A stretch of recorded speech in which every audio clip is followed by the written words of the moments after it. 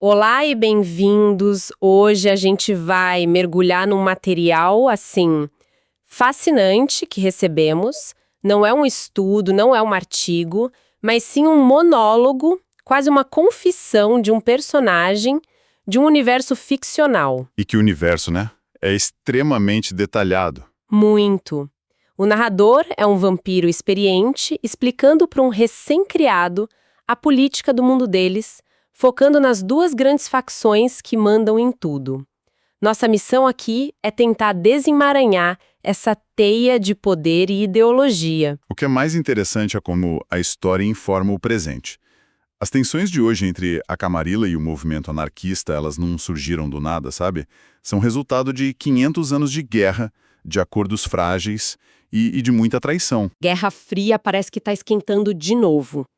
Certo, vamos lá. O ponto de partida de tudo isso é uma rebelião, uma grande revolta. O narrador deixa bem claro que, ao contrário do que se pensa, o movimento anarquista veio primeiro. Exato, e ele nasceu da fúria dos vampiros mais novos, os neonatos. Na Idade Média, eles estavam sendo usados basicamente como bucha de canhão pelos anciões. E em que contexto? A Inquisição estava no auge, caçando tudo que era considerado profano. Os anciões, a aristocracia, ficavam seguros nos seus castelos e mandavam os mais novos para morrer na fogueira no lugar deles. E uma hora a paciência acabou. E como acabou? Eles se revoltaram com um grito de "chega" e foram direto na jugular do Podor. Atacaram figuras que eram quase deuses. O narrador diz que eles derrubaram os fundadores de clãs poderosíssimos, como os Tzimiski e os La Sombra. E ele admite que o fundador do próprio clã dele também caiu nessa. Isso. E esse é o ponto fundamental.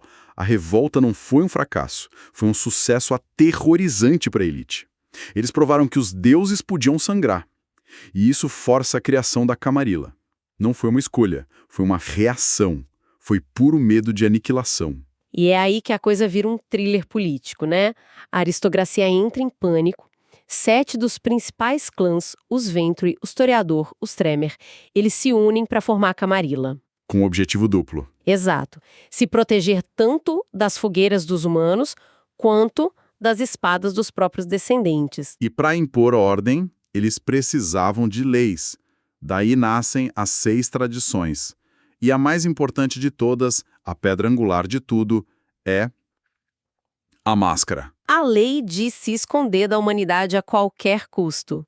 Finge que não existem. Porque eles sabem que, se a humanidade descobrisse a verdade, com bilhões de pessoas, tecnologia, seria o fim.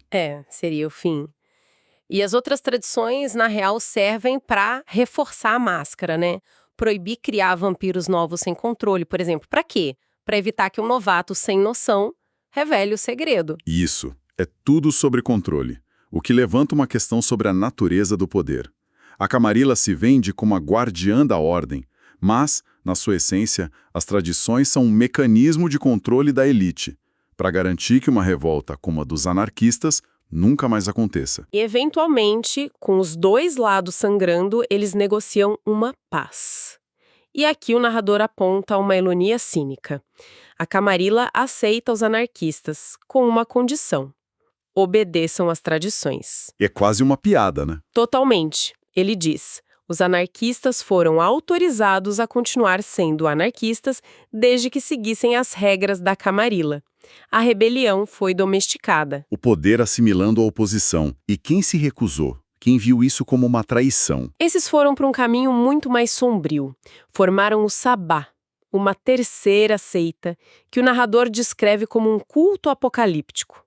Uma ameaça para todo mundo. Ok, avançando 500 anos no tempo. A Camarilla virou o governo de fato do mundo vampírico. Mas, nas noites atuais, o jogo vira completamente. A história se repete, mas o contexto é outro. Surge uma segunda Inquisição, com agências governamentais usando tecnologia para caçar vampiros, e isso dá um fôlego novo para os anarquistas. Exato. Não são mais só tochas e forcados. Agora são drones, vigilância digital. O mundo ficou muito menor e mais perigoso. E a narrativa que a gente tem é incrivelmente densa. É uma construção de mundo muito rica. É impressionante a profundidade desse universo, né? É o tipo de história com facções, regras, séculos de conflitos que atrai quem gosta de mergulhar em mundos complexos, como nos jogos de RPG. Com certeza. E não é por acaso. Quem se envolve com esse tipo de hobby, como RPG, geralmente é uma pessoa mais criativa, com raciocínio estratégico e principalmente com o hábito da leitura, de interpretar sistemas complexos. Entendi. É um perfil que, curiosamente, se encaixa muito bem com a disciplina e o foco que a gente precisa para estudar para provas e concursos de alto nível. É verdade. É a mesma habilidade. Analisar um sistema, seja de regras de um jogo ou o edital de uma prova, e encontrar o melhor caminho para o sucesso. E por falar nisso, se você é estudante e quer se preparar de verdade, seja para vestibular, concurso público, militar, OAB ou residência médica, entra agora em medicob.com.br, baixa o app e aproveita o maior banco de questões do Brasil com provas anteriores de todas as instituições, questões comentadas, resumos práticos, aulas completas e flashcards prontos para revisar onde quiser. Bom, voltando à nossa análise, essa ideia de analisar sistemas complexos é o que a Camarilla parece ter esquecido de fazer. Eles não viram a nova rebelião chegando.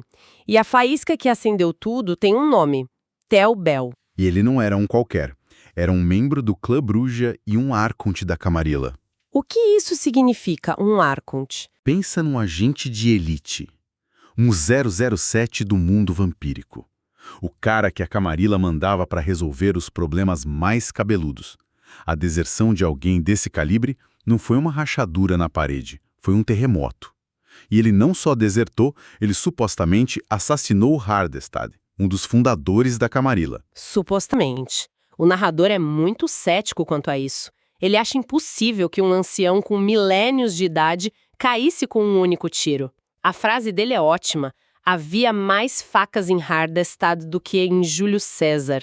Ele sugere que foi uma conspiração interna. Mas a percepção é a realidade, né? A história de que um rebelde sozinho derrubou um tirano, isso foi o catalisador. Inspirada por Bel, a maioria do clã Bruja, os filósofos guerreiros, abandona a Camarilla. E logo depois, o clã Gangrel, que já estava de fora, declara apoio oficial aos anarquistas. O movimento de repente ganha músculos. Músculos e dentes. E é aí que entra uma traição. Cara, é digna de tragédia grega. O narrador conta um boato de que os Bruja esperavam o apoio de um terceiro clã, os Nosferatu, os mestres da informação. Os espiões. Exato.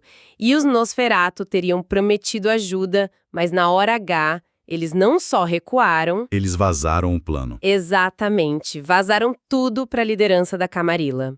Uma facada nas costas que, ao mesmo tempo, transformou os Nosferatu em heróis para a Torre de Marfim.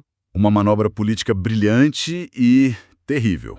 Trocaram uma aliança rebelde por uma posição de poder dentro da estrutura. Então, depois de toda essa poeira baixar, como fica o tabuleiro? O movimento anarquista está mais forte do que nunca, ganhou o peso dos Bruja e dos Gangrel, e até um aliado inesperado, o Ministério. Um clã de conselheiros espirituais que tenta dar algum propósito a um movimento que é naturalmente caótico. A ideologia deles é simples.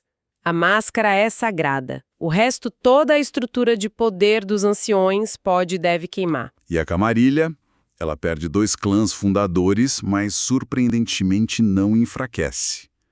Ela se reinventa. O narrador diz que ela abandona a ideia de ser o governo de todos os vampiros e vira um clube de elite. Exato. A porta não está mais aberta. Agora, para entrar, você tem que provar seu valor. E para preencher o vácuo militar deixado pelos Gruja e Gangrel, eles fazem um movimento ousado. Recrutam um clã de fora, os Banu Hakim. Os antigos assamitas. Um clã de juízes e assassinos. E o narrador faz uma pergunta retórica fantástica sobre isso. Que xerife se teme mais? Aquele que mal controla a própria fúria ou aquele que conhece a sua fraqueza e sabe exatamente onde cravar a adaga? É fascinante. De certa forma, as 2 seitas se tornaram aquilo que mais desprezavam. A Camarilla, que era para proteger todo mundo, virou um clube exclusivo, e os anarquistas, nascidos do caos, Agora precisam de estrutura e de clãs inteiros para não se autodestruírem. A rebelião está lentamente se tornando um governo. Exato. E não são só eles no jogo. O narrador nos lembra da grande ameaça, o Sabá. Eles os descrevem não como uma seita, mas como um culto de sangue. Vampiros que abraçaram a besta interior. E muitos deles foram para o Oriente Médio, numa cruzada da Gehenna, uma guerra santa para caçar e devorar vampiros antigos. Essa cruzada é a bomba relógio da história, né? Com certeza. Eles estão numa missão apocalíptica. A grande questão é, o que vai acontecer quando eles voltarem? Se voltarem.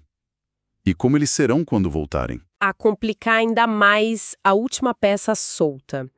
Os La Sombra, o clã das sombras, a espinha dorsal do Sabá. O narrador revela que uma facção dentro do clã está negociando para entrar na Camarilla. E o motivo é puramente teológico e político. Que é? A Camarilla, por séculos, negou a existência dos antediluvianos, os fundadores míticos dos clãs. Agora, eles admitem que eles podem, que eles podem ser reais. E isso muda tudo para os La Sombra. Muda tudo. Era o principal ponto de discórdia 500 anos atrás. Ao aceitar parte do mito, a Torre de Marfim abre a porta para um de seus inimigos mais antigos e letais. A análise final do narrador é a chave. Ele se diz leal à Camarilla, mas admite ver a lógica, a tentação em todos os lados. Ele vê a ordem da Camarilla, a liberdade dos anarquistas e até o poder bruto do Sabá, mas ele aposta na Camarilla para sobrevivência ao longo prazo. Diz que eles são capazes de resistir em seus castelos de vidro e aço. Entrar em colapso e queimar até não sobrar nada. Mas a maior preocupação dele é o retorno do Sabá, transformados em deuses de sangue, talvez, incontroláveis. Uau, que análise! O narrador termina com essa imagem poderosa. De um lado, a Camarilla, um castelo entrincheirado. Do outro, os anarquistas, uma nebulosa que pode virar um sol ou um buraco negro. E no horizonte, a tempestade que se aproxima, que é o Sabá. A análise dele termina com uma previsão sombria e uma pergunta no ar. A previsão é o retorno do Sabá, mais poderoso do que nunca. E a pergunta é, diante de uma ameaça que pode destruir a todos, a Camarilla e os anarquistas seriam capazes de deixar 500 anos de ódio de lado para lutar juntos? Ou o orgulho seria o mais forte. Exatamente. E isso nos deixa com uma reflexão final, baseada na posição do próprio narrador. Ele se diz leal à Camarilla, mas entende e até simpatiza com todos os lados. Isso levanta a questão.